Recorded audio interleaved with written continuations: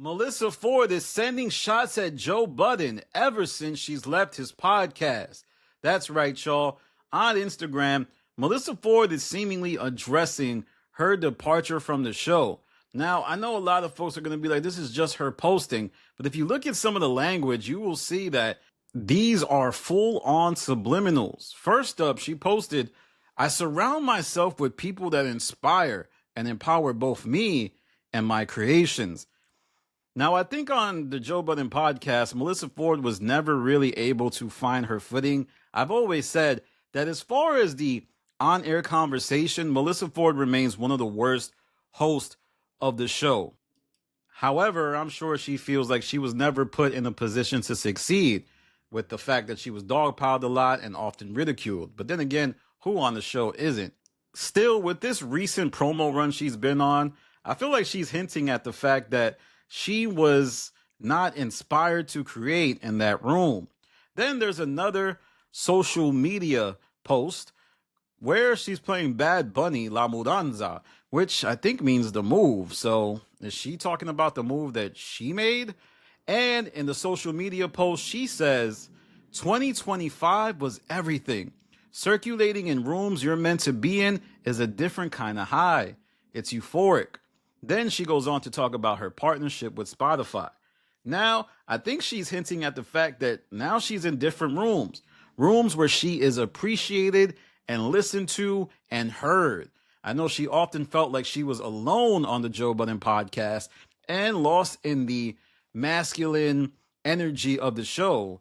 Like, I remember when she first got there, she was saying that she's a girl's girl. Then a few years into the show, she was saying that it's a lot more masculine energy, even more than what she got at Hollywood Unlocked.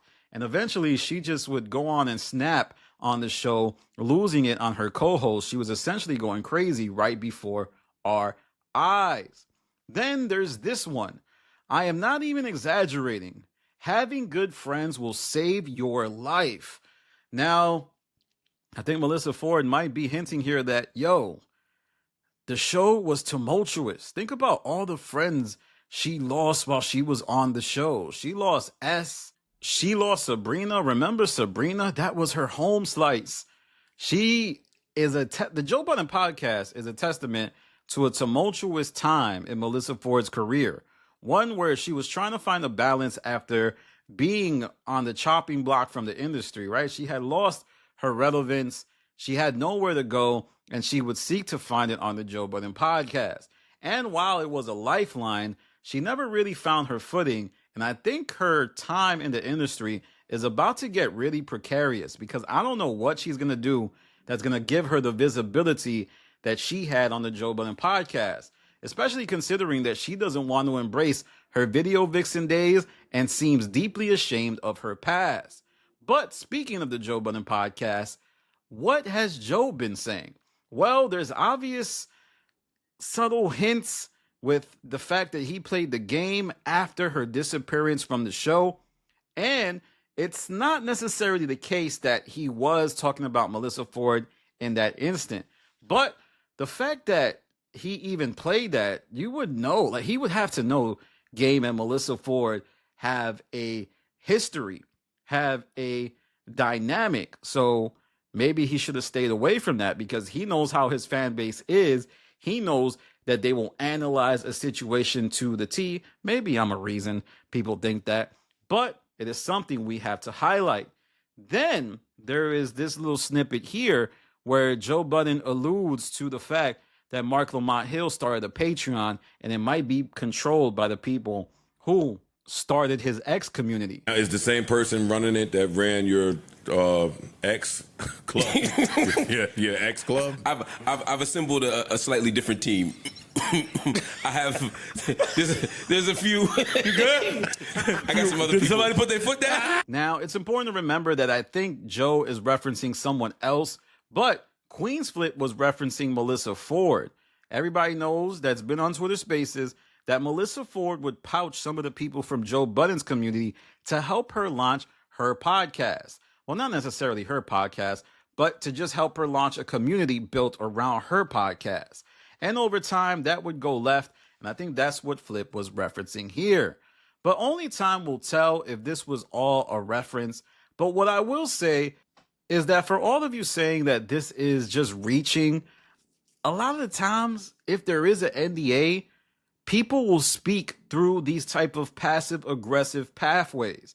We're talking about things like not saying people's names, popping out, alluding to the lack of creative control they had in a venture. And I think Melyssa Ford does not want to engage Joe Budden's audience because he does have a fan base that will ride or die for him. Now, if Melyssa Ford really wants to take it there, she also could play into the fact that while Joe has a fan base that will ride or die for him, he also has a fan base that hates him as well. So they will be super eager to shoot at Joe, to downplay Joe, and Melyssa Ford in some ways has some level of leverage because the Joe Budden podcast doesn't have the best history with its women co-hosts. I mean, we talking about Mandy, Bridget, also obviously Olivia Dope. It was just a up and down, topsy-turvy time. Plus, we also have to look at the previous women who weren't on the Joe Budden Network but worked with Joe. Nadeska, Ebony K. Just a lot of folks who seem to have issues when they work with Joe. But I don't know if that's because Joe doesn't get along with women or Joe just has a mercurial mindset that creates problems when engaging with anybody who disagrees with him. But now we arrive to today with Mona, who I think is way better than Melyssa Ford already. I know a lot of you are going to say, Danny, she just got there. Danny, she's just trash. However, I would suggest that Mona can unlock a new potential for the show. Yes, Melyssa Ford provided the show with a solid base because she would never say nothing. She would never say anything that really went out there.